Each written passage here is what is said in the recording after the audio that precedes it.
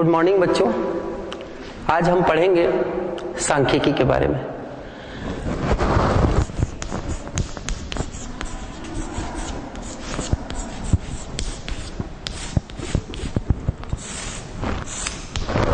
सांख्यिकी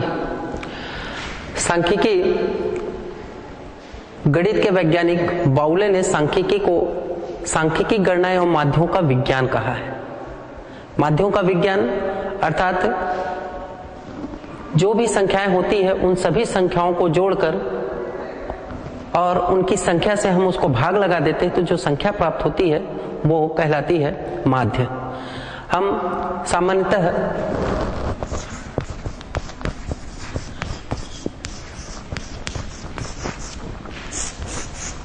साधारणतया 3 प्रकार के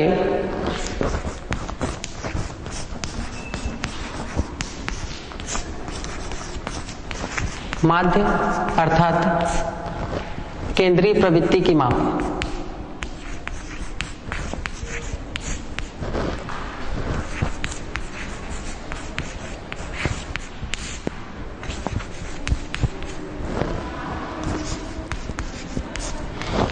साधारणतया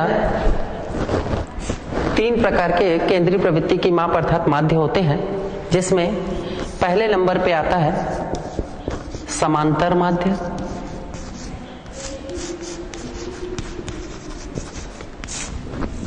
पहले नंबर पे आता है समांतर माध्य, दूसरे नंबर पे आता है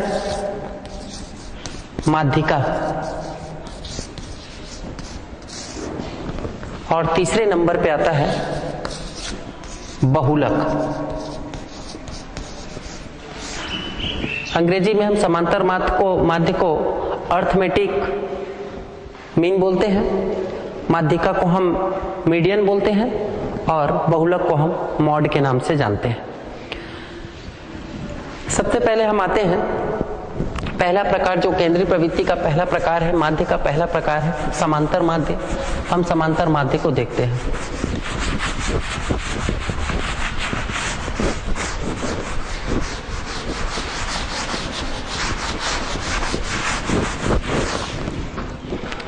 केंद्रीय प्रवृत्ति की माप में हम सबसे पहले देखते हैं समांतर माध्य।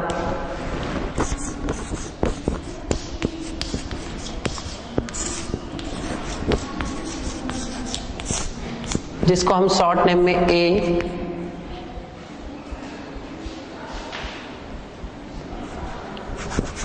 समांतर माध्य देखते हैं हम। समांतर माध्य की परिभाषा है कि किसी चर राशि के समस्त मानों को जोड़कर उनकी संख्या से भाग देने पर प्राप्त संख्या समांतर माध्य कहलाती है। किसी चर राशि के समस्त मानों को जोड़कर उसकी संख्या से यदि हम भाग लगा देते हैं तो वो संख्या जो प्राप्त होती है वो समांतर माध्य कहलाती है। समांतर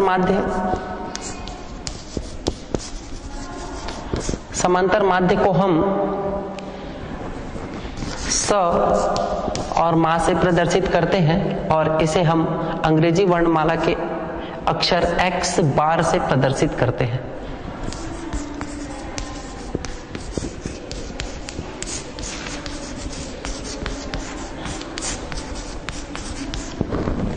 समांतर माध्य को हम x बार से भी प्रदर्शित करते हैं। यदि एक चर राशि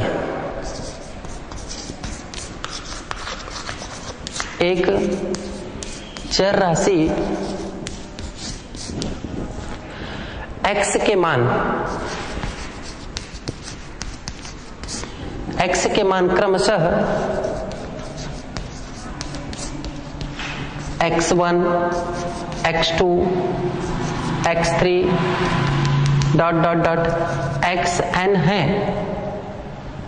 xn है, तब हम समांतर माध्य को प्रदर्शित करेंगे। तो x बार बराबर, x बार मीन्स समांतर माध्य, x बार मीन्स हम इसको लिखेंगे x1 plus x2 plus x3 ...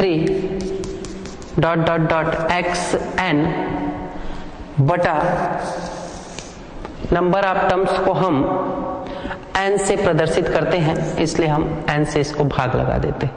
जब हम n से भाग लगाएंगे तो जो संख्या प्राप्त होगी उसे ही हम समांतर माध्य कहते हैं।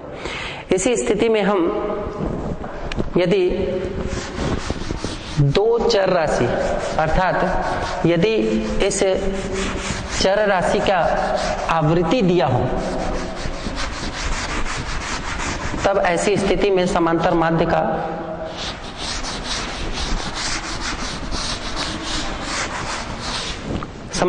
का सूत्र क्या मिला हमको? पहले जब एक चर राशि था तो हम इसको x बार बराबर x1 plus x2 plus x3 dot dot dot xn बटा नंबर ऑफ टर्म से भाग लगा दे रहे थे तो समांतर माध्य मिल रहा था। ऐसी स्थिति में हम इसको x बार बराबर ऐसा भी लिख सकते हैं सिग्मा x बटा n के रूप में भी हम इसको प्रदर्शित करते हैं, जो कि समांतर माध्य कहलाता है। इसी प्रकार अब इसकी यदि आवृत्ति दी हो, चर राशि की यदि आवृत्ति दी हो, तब हम समांतर माध्य का क्या सूत्र निकालेंगे ये देखते हैं।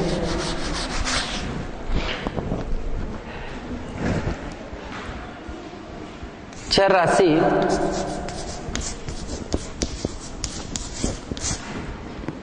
का मान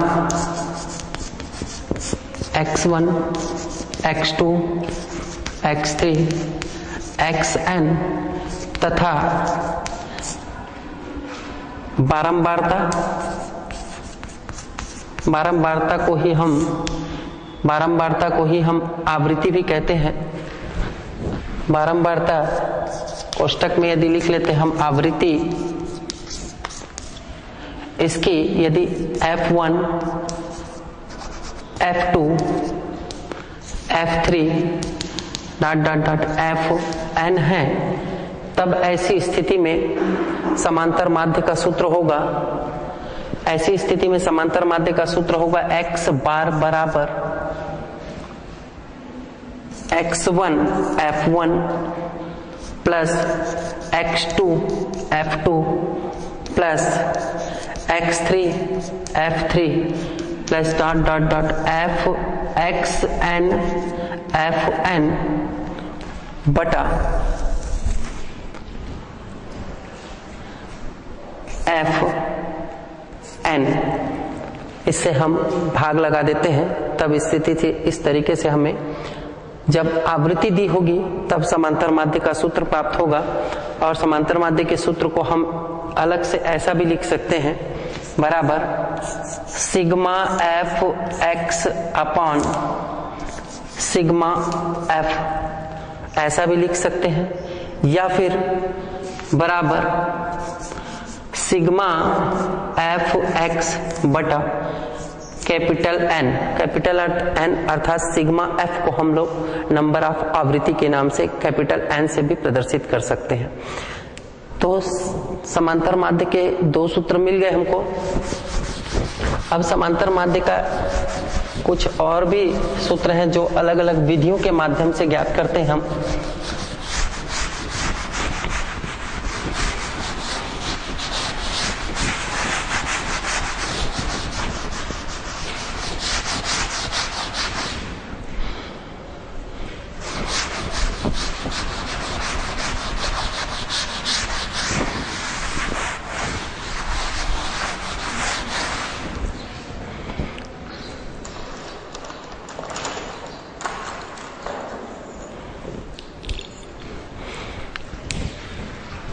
एक विधि है लघु विधि।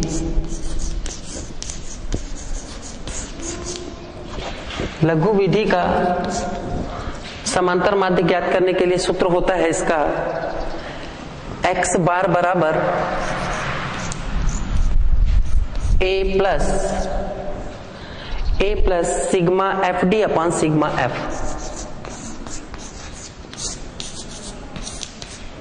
ये होता है लघु विधि के माध्यम से समांतर माध्य ज्ञात करने का सूत्र।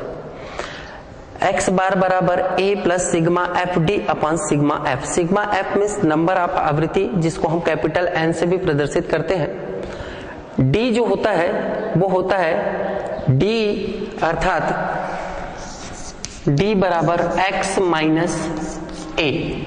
x माइनस ए, x समांतर माध्य, माध्यों की संख्या, आवृत्ति जो दिया हुआ है, और a जो है वो कल्पित माध्य कहलाता है। इसके अलावा और एक तीसरा सूत्र है,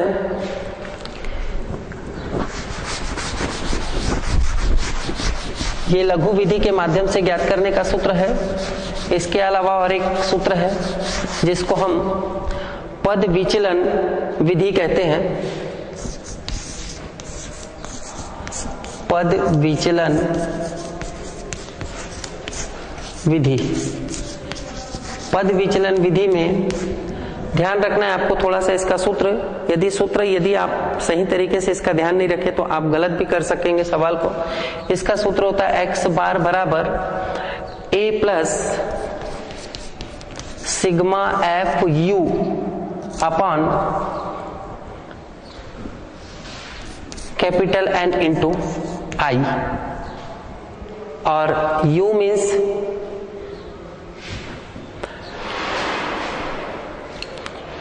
हो जाएगा, u बराबर होता है x minus A upon small I. Small I जो अपर लिमिट और लोअर लिमिट दिए हुए उन दोनों के बीच के अंतर को हम स्मॉल आई से प्रदर्शित करते हैं। Small I. पद विचलन विधि कब हल करेंगे? जब हमको आवृत्ति बीच के अंतराल में दी गई होगी, तब हम ऐसी स्थिति में हम पद विचलन विधि का उपयोग करते हैं। आगे सवाल देखते हैं हम। समांतर माध्य से जुड़े हुए जो सवाल है,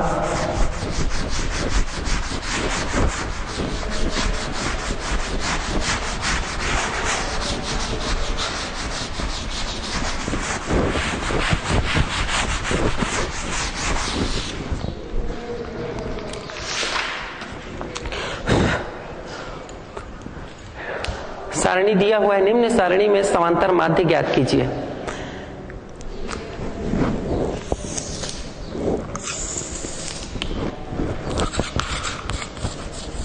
आयु जिसको हम लोग x से प्रदर्शित करते हैं और उसकी आवृत्ति जिसको हम लोग स्मॉल f से प्रदर्शित करते हैं। आयु दिया है वर्षों में 11, 12, 13, 14, 11, 12, 13, 14 और 15, 16 और 17।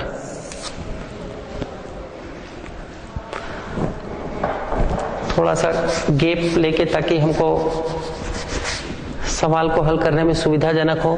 13, 14, 15, 16 और 17। इसकी आवृत्ति दी हुई है 2, 4, 6, 6, 2, 4, 6, 6 और दिया है 8, 7, 4, 8, 7 और 4। हमारे पास x दे दिया है जो आयु वर्षों में दिया हुआ है और आवृत्ति f में दिया हुआ है। हमारे पास एक फार्मूला है समांतर माध्य का। समांतर माध्य का सूत्र होता है sigma F x upon sigma F. इस फार्मूले से हम डायरेक्ट ज्ञात कर सकते हैं। सिग्मा जो कि पिछली कक्षा में बारे में पढ़े होंगे आप कि सिग्मा समस्त आंकड़ों के योग को हम सिग्मा के रूप में प्रदर्शित करते हैं। ऐसी स्थिति में जैसा कि फार्मूला में दिया हुआ है समांतर माध्य ज्ञात करने का कि सिग्मा एफ एक्स, तो हम सबसे पहले एफ एक्स ज्ञात करते हैं। एफ एक्स ज्ञात करने के लिए एक्स आयु जो कि वर्षों में दी गई है, आवृत्ति हमारे पास दिया हुआ है एफ, हम दोनों के एफ इंटू एक्स अर्थात इन दोनों का गुणा करेंगे। 11 दूनी 22, 12 चौक 48, 13 छक्के 78,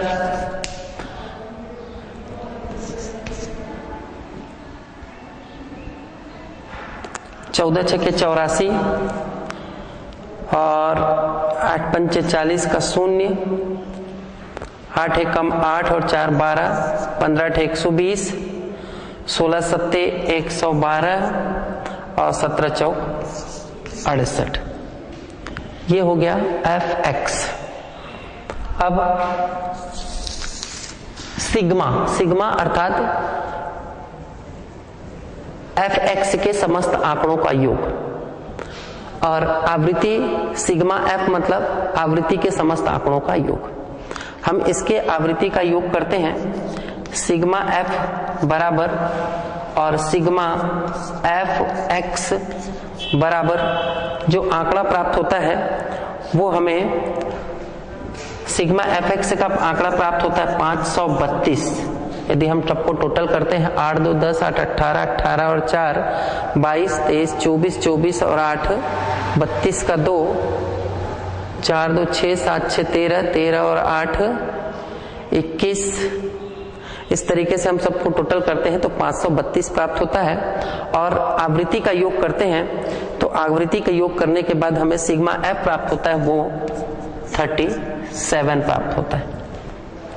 जब हमारे पास दोनों ही आवृत्ति और सिग्मा Fx का सिग्मा प्राप्त हो गया है, तब हम समांतर माध्य का सूत्र लगाकर समांतर माध्य ज्ञात कर सकते हैं। 532 सिग्मा Fx आया और सिग्मा F का मान आया है 37 अर्थात 37। हम इन दोनों को यदि भाग लगाते हैं तो हमारे पास आ जाता है समांतर माध्य बराबर 14.38। ये इसका आंसर प्राप्त हो जाएगा। जब आप 532 को 37 से भाग लगाएंगे तो 14.38 वर्ष ये इसका आंसर प्राप्त हो जाएगा। इस तरीके से समांतर माध्य ज्ञात किया जा सकता है जब आवृत्ति दी हो और माध्य के रूप में x दिया हो आयु के रूप में।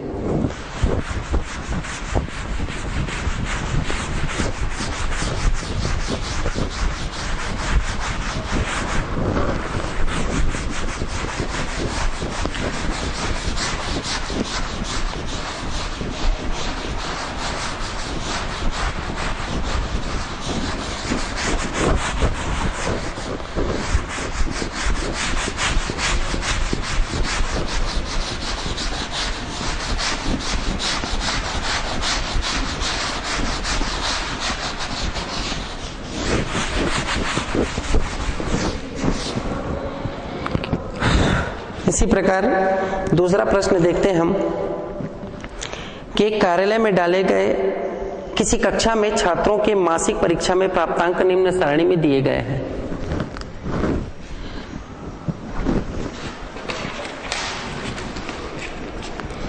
प्राप्तांक दिए हुए हैं। किसी कक्षा में छात्रों की मासिक परीक्षा में प्राप्तांक निम्न सारणी द्वारा दिए गए हैं। प्राप्तांक दिया है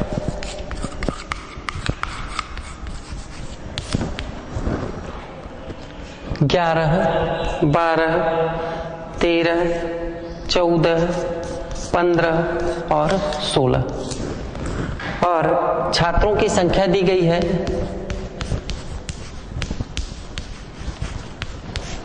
छात्र संख्या दी गई है 8, 12, 9, 5, 7 और 9। इस प्रश्न को हल करने के लिए हम चाहे तो लघु विधि का प्रयोग करके हम हल कर सकते हैं। लघु विधि के माध्यम से भी हम देख लेते हैं। लघु विधि का सूत्र होता है x बार बराबर समांतर माध्य, समांतर माध्य x बार बराबर होता है a plus sigma F D upon sigma F होता है, जहां a जो होता है वो कल्पित माध्य होता है। तब समांतर माध्य में हमको सबसे पहले एफ डी अर्थात सबसे पहले हम d ज्ञात करेंगे। तो d ज्ञात करने के लिए हमारे पास d का सूत्र होता है x माइनस a, परंतु हम उससे पहले हमारे पास x तो दिया हुआ है, जो हम प्राप्तांक दिया हुआ है उसको x मानते हैं और छात्र संख्या दी गई उसको f मानते हैं। d ज्ञात करने के लिए हमारे पास x माइनस a, परंतु हमारे पास a ज्ञात करने के लिए हम कल्पित माध्य मानेंगे। माना कल्पित माध्य, कल्पित माध्य हम 11, 12, 13, 14, 15, 16 में से कोई से भी बीच का एक संख्या को हम कल्पित माध्य के रूप में मान सकते हैं। जो कल्पित माध्य हमने माना है वो है 13। 13 को हम कल्पित माध्य मान लिए। इस तरीके से हम d का मान निकालते हैं x माइनस a। तो सबसे पहले बीच के सेंटर को हम लोग ले लेते हैं, तो x माइनस a अर्थात x जो है 13 माइनस कल्पित माध्य 13, 13 माइनस 13 हो जाएगा यहाँ 0। फिर यहाँ से 12 लेते हैं तो 12 माइनस 13 माइनस 1, और फिर 11 माइनस 13 माइनस 2 प्राप्त होगा। इसी तरीके से हम 14 को लेते हैं इधर से, तो यहाँ से प्राप्त होगा 1, यहाँ से प्राप्त हो जाएगा ये, माइनस करेंगे तो 2, और यहाँ से प्राप्त करेंगे तो ये हो जाएगा 3। इस तरीके से हमारे पास d का मान प्राप्त हो गया, जो कि समांतर माध्य के रूप में ज्ञात करने में हमको सहूलियत होगा।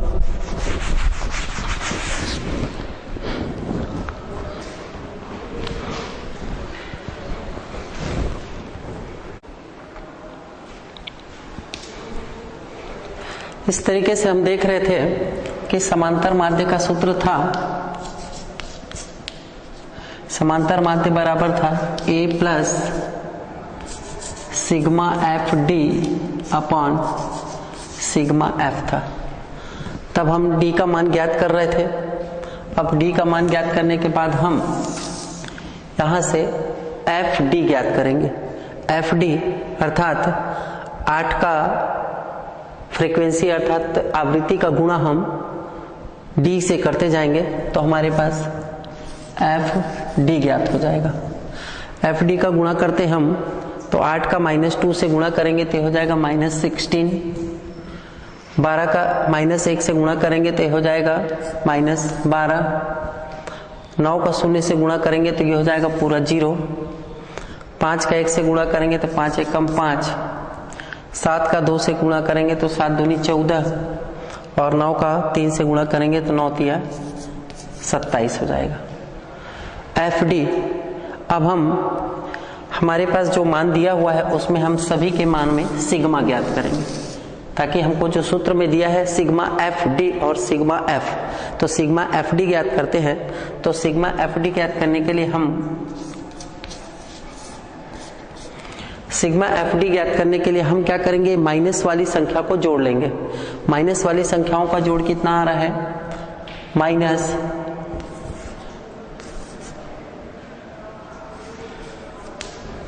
28, और इधर से हम इसका टोटल कर देते हैं तो हमारे पास आ जाता है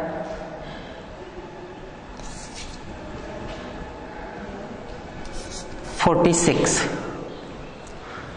फिर हम दोनों के, ये माइनस में है और ये प्लस में दिया हुआ है, इसलिए हम दोनों को माइनस कर देंगे।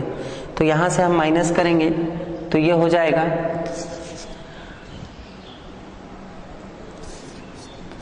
18 के रूप में प्राप्त होगा हमको, क्योंकि बड़ी संख्या धनात्मक है इसलिए हम चिन्ह धनात्मक का ही लेंगे। इस तरीके से सिग्मा एफ डी हमको प्राप्त होगा, वो प्राप्त होगा 18। अब हम समांतर माध्य के सूत्र में इसको रख देते हैं। समांतर माध्य बराबर समांतर माध्य x बार बराबर a, हम माने थे कल्पित माध्य 13, तो a की जगह में हम 13 रखेंगे, धन सिग्मा एफ डी हमारे पास प्राप्त हुआ 18, परंतु हमने सिग्मा एफ नहीं ज्ञात किया है। सिग्मा एफ ज्ञात करने के लिए हमको फ्रीक्वेंसी का टोटल करना पड़ेगा। सिग्मा एफ का टोटल हमारे पास आ जाता है, सिग्मा एफ बराबर आ जाता है, इस सबके पूरे टोटल को करते हैं तो सिग्मा एफ आ जाता है 50। तब समांतर माध्य के सूत्र x बार में हम रखते हैं 13 धन 18/50। इस तरीके से हम 13 धन 18/50 को यदि भाग लगा देते हैं तो हमारे पास प्राप्त हो जाता है 0.36। 18 से 50 को यदि हम भाग लगा देंगे तो हमारे पास प्राप्त होता है 0.36, और ऐसी स्थिति में हम 13 को 0.36 से जोड़ देंगे तब हमारे पास समांतर माध्य प्राप्त हो जाएगा। समांतर माध्य x बार बराबर आ जाएगा 13.36, जो कि इसका आंसर होगा। इस तरीके से जो प्राप्तांक दिया हुआ है, छात्र संख्या दी गई है, उसका समांतर माध्य आ जाएगा 13.36।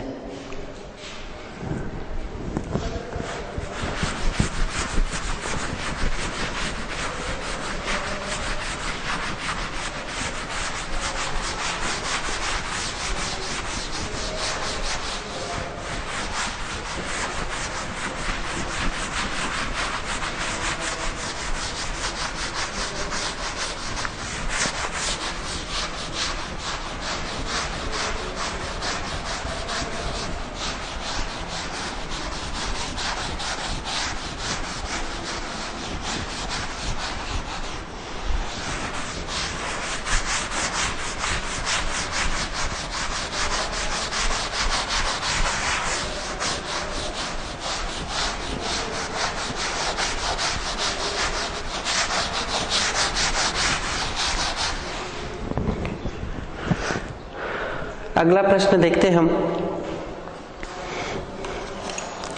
अगला प्रश्न है कि किसी कॉलेज के 50 विद्यार्थियों के पास पुस्तकों की संख्या निम्न सारणी में दी गई है।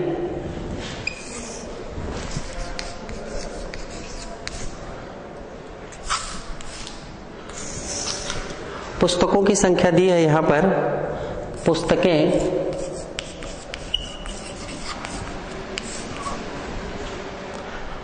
और विद्यार्थियों की संख्या।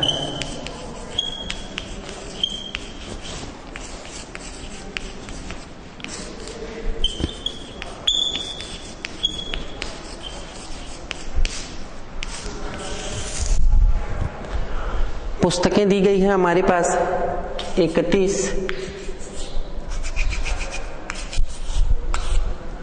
32,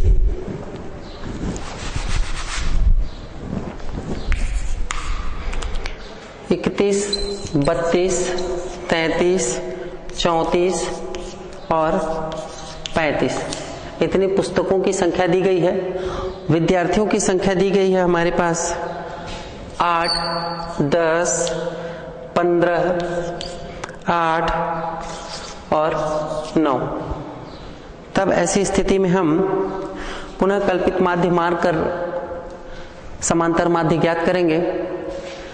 तब सबसे पहले हम d ज्ञात करते हैं, क्योंकि हमारे पास पुस्तकों की संख्या के रूप में x प्राप्त हो चुका है और विद्यार्थियों की संख्या के रूप में हमारे पास f प्राप्त हुआ है, आवृत्ति। अब d ज्ञात करना है हमको, तो d का सूत्र होता है d बराबर x माइनस a, और कल्पित माध्य हम मान लेते हैं यहां से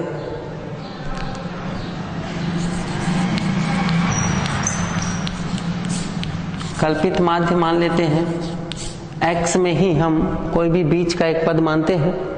यदि हम 33 को कल्पित माध्य a मान लेते हैं तो कल्पित माध्य बराबर 33, अर्थात कल्पित माध्य a बराबर 33 हो गया। तब d का मान हम ज्ञात करते हैं।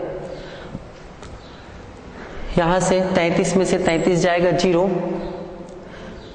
33 में से 32 जाएगा x माइनस ए, x के जगह में 32 रखेंगे और a के जगह में हम 33 रखेंगे, तो 32 minus 33 minus 1, 31 minus 33 minus 2। Again नीचे की ओर देखते हैं, 34 माइनस 33 1 और 35 माइनस 33 2। अब जब हमारे पास d का मान प्राप्त हो गया तब हम ज्ञात करते हैं एफ डी, क्यों? क्योंकि समांतर माध्य के सूत्र में होता है A plus sigma F D upon sigma F. तो सिग्मा एफ डी ज्ञात करने के लिए हम पहले एफ डी ज्ञात करेंगे, उसके बाद हम समस्त आंकड़ों के योग कर देंगे, योग करेंगे तब हमारे पास सिग्मा एफ डी प्राप्त होगा। एफ डी, एफ और डी 8 और 2 का गुणा कर देंगे तो -16, 10 का 1 से गुणा कर देंगे -10, 15 का 0 से गुणा कर देंगे 0, 8 का 1 से गुणा करेंगे 8, 9 का 2 से गुणा करेंगे 9 दूनी 18। अब हम समस्त आंकड़ों का सिग्मा अर्थात समस्त आंकड़ों का योग ज्ञात करते हैं। हमको जिन जिन चीजों का जरूरत है हम उन्हीं चीजों को योग के रूप में ज्ञात करेंगे। सिग्मा एफ की जरूरत है और सिग्मा एफ डी की जरूरत है, तो सिग्मा एफ का टोटल हम ज्ञात करेंगे और सिग्मा एफ डी के टोटल को ज्ञात करेंगे। तो हम इन दोनों के टोटल को पाते हैं 16 और 10 26 -26। इसी प्रकार 18 और 8 हो जाएगा 26। तब हमारे पास सिग्मा एफ डी प्राप्त होगा। सिग्मा एफ डी बराबर 26 - 26 0,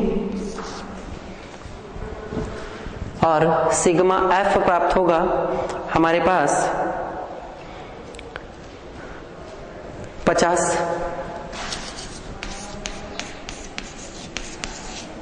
अब हम समांतर माध्य के सूत्र में इसको रख देते हैं। समांतर माध्य x बार बराबर a plus sigma F D upon sigma F.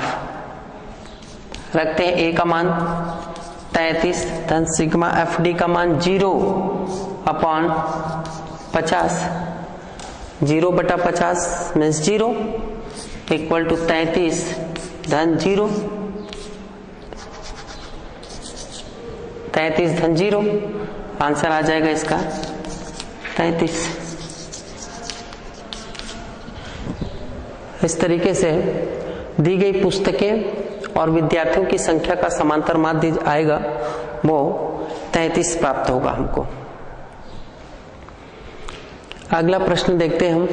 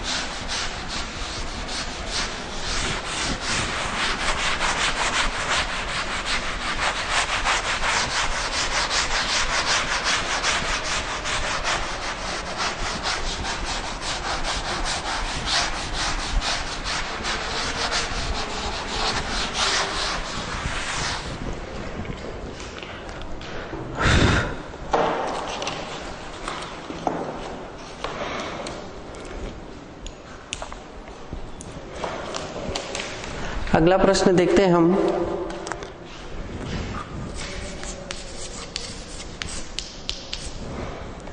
निम्न सारणी में समांतर माध्य ज्ञात कीजिए जब चर दिया हुआ है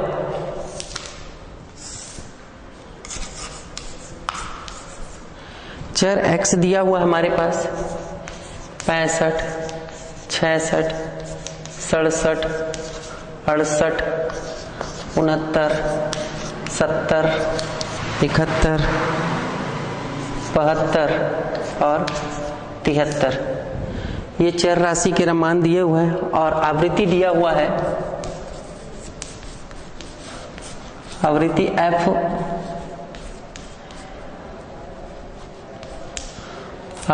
f दिया हुआ है हमारे पास 1, 4, 5, 7, 11, 5, 7, 11, 10, 6, 4 और 2।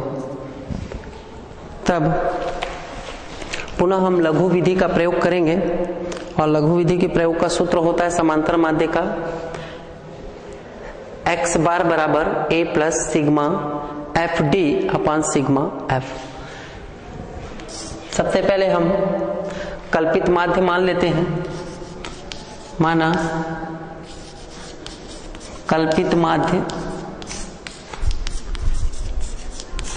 a बराबर कल्पित माध्य, पदों की संख्या गिन लो 1 2 3 4 5 6 7 8 9। यदि इधर 4 छोड़ दिए इधर 4 छोड़ दिए तो हमारे पास कल्पित माध्य के रूप में हम 69 को मान सकते हैं, 69 को। तो हम कल्पित माध्य मान लिए 69। ओके, उससे पहले हम d का मान ज्ञात करते हैं। d बराबर होता है x माइनस ए। d का मान ज्ञात कर लेते हैं x माइनस ए। x हमारे पास 69 दिया हुआ है, 69 में से 69 जाएगा तो बच जाएगा 0।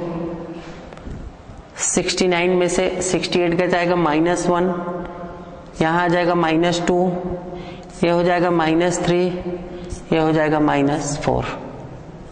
x माइनस ए, x 69 और a हमारे पास दिया हुआ है 69। तो 69 में 69 0, 69 में से 68 को माइनस करेंगे तो आ जाएगा -1। 69 में से 67 को माइनस कर देंगे तो आ जाएगा -2। फिर 66 को माइनस कर देंगे 69 से तो -3, 65 को माइनस कर देंगे तो -4। इसी तरीके से 70, 71, 72 और 73 को हम माइनस करते हैं तो इस तरीके से हमारे पास आ जाएगा 1 2 3 एंड 4। अब हम एफ डी का मान ज्ञात करते हैं।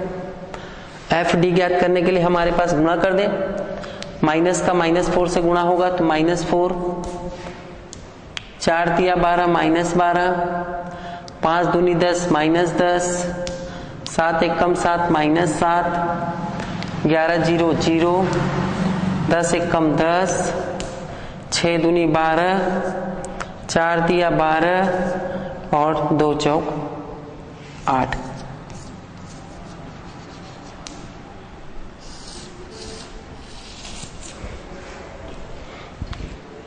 इस तरीके से हमारे पास एफ डी का मान तो ज्ञात हो गया। अब परंतु हमारे पास समांतर माध्य का जो सूत्र था, समांतर माध्य बराबर था a plus sigma F D upon sigma F. अब हम सिग्मा एफ डी ज्ञात करेंगे। सिग्मा एफ डी ज्ञात करने के लिए हमारे पास इन सब का टोटल और फिर इन सब का टोटल, उन दोनों को हम माइनस कर देंगे तो हमारे पास सिग्मा एफ डी प्राप्त हो जाएगा। इन दोनों का टोटल देख लेते हैं हम। 7 2 9 9 4 13 का 3, हासिल का 1 1 1 2 और 1 3। इस तरीके से -33 आ जाता है। 7 2 9 4 13 का 3, 1 1 2 और 1 3, -33। इस तरीके से इसका हम टोटल कर देते हैं। माइनस माइनस इसलिए प्लस हो रहा है कि सभी माइनस में दिए हुए हैं, सभी माइनस में दिए इसलिए हम सबको टोटल करते हैं। यहाँ पॉजिटिव सब दिया हुआ, सभी धनात्मक दिए हैं तो संख्या को जोड़ देते हैं। 8 2 10 2 12 का 2, 1 2 3 और 1 4, 42 आ गया। इस तरीके से हम एफ डी ज्ञात करने के लिए हमारे पास सिग्मा एफ डी ज्ञात करेंगे। सिग्मा एफ डी के लिए हम निकाल देते हैं। 42 में से 33 को घटा देते हैं। हम 42 में से 33 घटाते हैं तो हमारे पास आ जाएगा ये 42 में से 33 घटा दें हम तो 9 और यहां से बच जाएगा हमारे पास सिर्फ 9। तो हम सिग्मा एफ डी ज्ञात करते हैं तो हमारे पास मिल जाएगा सिर्फ 9। यहां बता सकते हैं हम सिग्मा एफ डी बराबर 9। इसी तरीके से हम आवृत्ति का भी टोटल करेंगे जो सिग्मा एफ प्रदर्शित करेगा। तो हमारे पास सिग्मा f के रूप में प्राप्त होगा। यदि हम समस्त आवृत्तियों को टोटल करते हैं तो हमारे पास समस्त आवृत्तियों का टोटल आता है ये भी 50। तो सिग्मा f बराबर हमारे पास आ जाता है 50। अब हम समांतर माध्य की गणना करते हैं।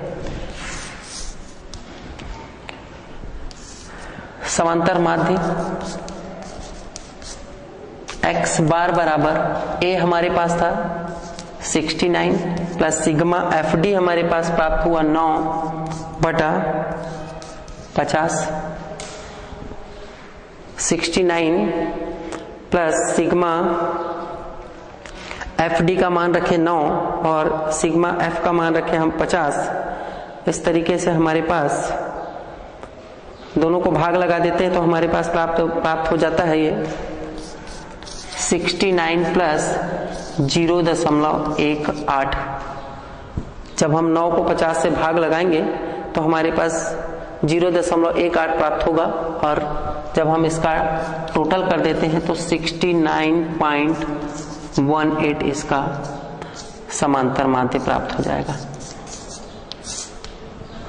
इस तरीके से दी गई चर राशि और उसकी आवृत्ति दी गई हो तब हम उसका समांतर माध्य ज्ञात करते हैं तो हमारे पास 69.18 समांतर माध्य के रूप में प्राप्त होता है।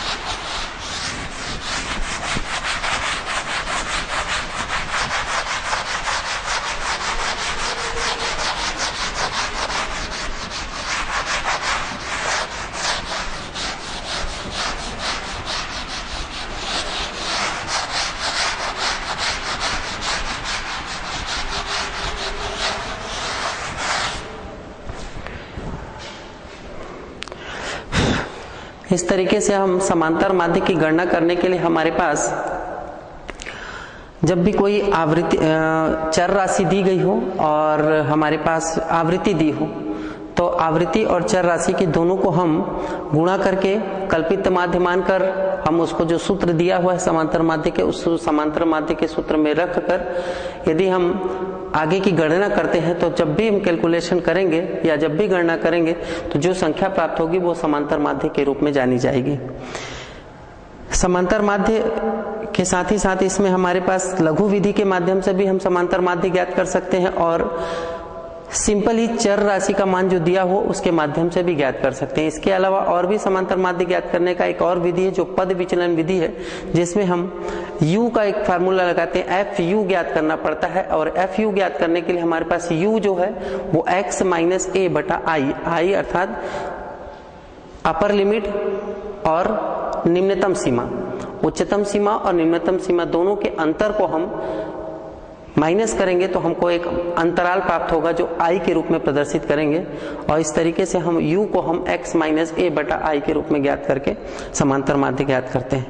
आगे हम सवाल को देखेंगे और उसी के सूत्र के आधार पर समांतर माध्य की गणना करेंगे।